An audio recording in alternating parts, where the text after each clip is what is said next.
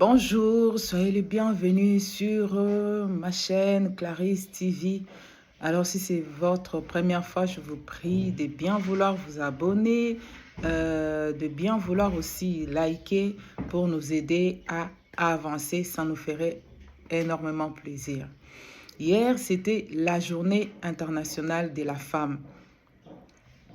Et beaucoup de gens ont échangé là-dessus. Il y a eu de rencontres, de temps d'échange, de temps d'entretien de certaines femmes dans plusieurs domaines.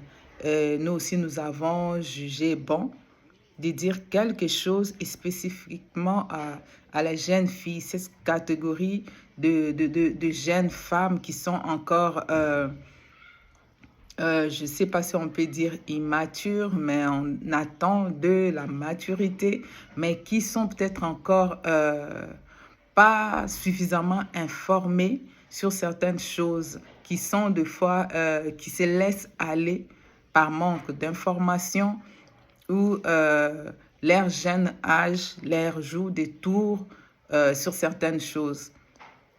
Ce que j'aimerais échanger avec la jeune fille, en ces jours, oui, ce n'est plus le 8, c'était hier, aujourd'hui c'est le 9. Mais ce que j'aimerais dire à la jeune fille, la conscientiser un peu, de lui dire ceci. Quand tu as commencé à... Remarque bien dans ta vie, tu as commencé les études, tes parents te payent tes études, tes parents parlent avec toi sur ton avenir, tes parents projettent ce que tu seras. Vois bien dans tout ça, tu n'es pas encore marié. Il n'est pas encore question de mariage. Ça veut dire que ton être, ton estime, ta carrière, tout ce qui consiste, qui tourne autour de ce que tu seras demain, tu es en train de le préparer, toi et tes parents, sans qu'il y ait un homme à côté, sans qu'il y ait mariage, sans qu'il y ait quoi que ce soit. Mais c'est que la question que je me pose est, qu'est-ce qui fait qu'à un moment donné, tu arrêtes toutes tes ambitions, tu te vois rien s'il n'y a pas de mariage. Tu te dis, sans mariage, tu n'es rien. Comment tu peux penser à ça alors que ton avenir, tu es en train de les concevoir tous les jours ensemble avec tes parents, sans être dans un foyer, sans qu'on ait parlé mariage. Bien sûr, se marier, c'est bien. Moi-même, je suis mariée.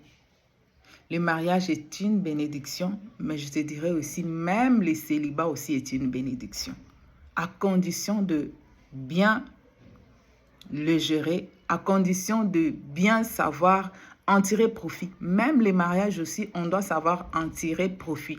Sinon, quelqu'un viendra te dire que c'est pas bien de rester dans le mariage. Et viens, on va faire de la folie, on va faire du n'importe quoi. Et après, tu vas regretter. Pour l'un ou pour l'autre, il y a des avantages à en tirer. C'est Paul, le grand apôtre Paul, qui parle des avantages de rester célibataire. Mais bien souvent, on passe à côté, bien souvent, on aime parloter, ne pas voir les fonds de sa pensée. On ne cherche même pas à les découvrir, on ne cherche pas à aller au-delà. Ce que j'aimerais dire à la jeune fille, ce que j'aimerais dire à une femme qui attend peut-être un mariage, le mariage n'est pas encore venu et que ce que tu es aujourd'hui, toi qui travailles peut-être, tu l'as préparé avant qu'il y ait un homme à tes côtés. Tu as conçu ton avenir ensemble avec tes parents lorsqu'ils ont payé tes minervois, lorsqu'ils t'ont envoyé à l'école, lorsqu'ils priaient pour ce que tu seras. On n'avait pas associé ça à un mariage, à un homme. Alors le fait que tu ne sois pas dans un mariage ne doit pas être un échec pour toi.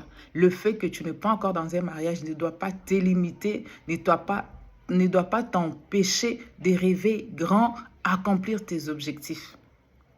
Vois-toi grand. Ne te vois pas amoindri. Ne te vois pas complexé.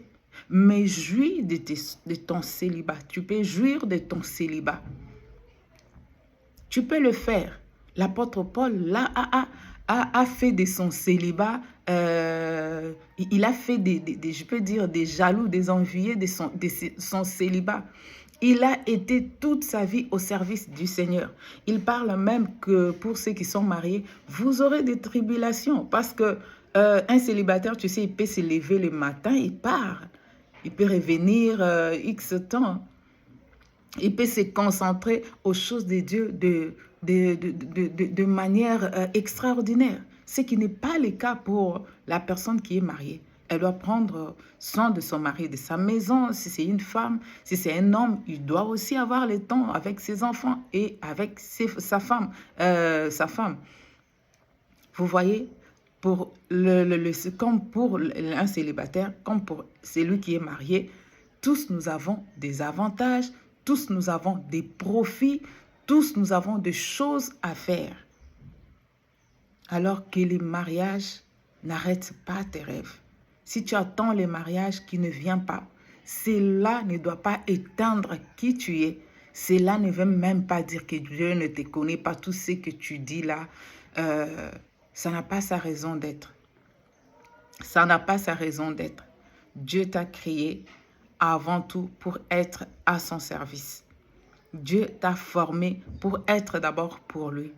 Et puis, les mariages, bien évidemment, vient aussi encore aider à accomplir cette mission. Mais même sans être marié, cela ne t'empêcherait pas de jouer ton rôle dans la société, d'accomplir l'œuvre du Seigneur. Sinon, Jésus se serait marié, Paul lui-même se serait marié, qu'il le soit où il était ou il n'était pas, ça, c'est pas un débat, mais au moins il parle de son célibat. Il a donné toute sa vie au Seigneur et il a été efficace. Sache ce que je te demande et de faire de ton célibat quelque chose d'attractif. D'attractif pourquoi?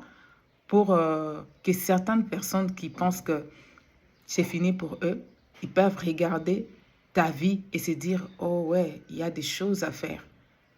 Dans mon célibat, il y a des choses que moi seul je peux faire. Avec ce célibat, je peux oser faire telle chose, faire telle chose, faire telle chose. Nous avons, pour nous les femmes du côté ministère, nous avons quelqu'un comme Catherine Kuhlman qui a fait des grandes choses. Elle était seule. Elle a fait des grandes choses et aujourd'hui nous parlons d'elle. Nous avons encore essayé un peu de remarquer parmi ces grands hommes de Dieu, remarquer un peu ceux qui avancent seuls. Ils ont leur avantage. Ceux qui sont mariés aussi, ils ont leur avantage, mais ils ne se sont pas vus amoindris. C'est pourquoi je vais te demander, si tu ne connais pas encore le Seigneur et que le célibat pèse sur toi, tu es convaincu que ça sera le mariage, la réponse aux soucis de ta vie, je pense que tu as besoin de Jésus. Accepte de recevoir Jésus-Christ comme Seigneur et Sauveur dans ta vie. Et lorsqu'il sera là, tu vas voir que les choses vont se régler. Certaines frustrations que tu as vont disparaître. Tu vas t'accomplir toi-même et aussi être bien même lorsque le mariage sera là. Sinon, si le mariage arrive et que cette frustration-là n'a pas été traitée comme il se devait, tu ne feras que prendre cette frustration-là qui était dans les célibats et la mener maintenant dans le mariage. Et là, ça risque de devenir encore pire. Dans cette vidéo, cette petite vidéo, c'est un encouragement pour cette personne qui avance, même avec le Seigneur. Elle connaît encore le Seigneur. Peu importe ta situation, mais le mariage tarde encore pour te dire avance. Ne tarde pas les pas, avance, accomplis des grandes choses. Et surtout, n'oublie pas, ton avenir, toi et tes parents, même toi-même, tu l'as conçu avant que tu aies même pensé mariage. Avant mariage, tu as pensé qui je serai demain. Et qu'est-ce qui fait qu'aujourd'hui, après avoir étudié, alors que tu travailles, tu penses que tu n'es rien sans le mariage. Tu ne dois pas penser ainsi.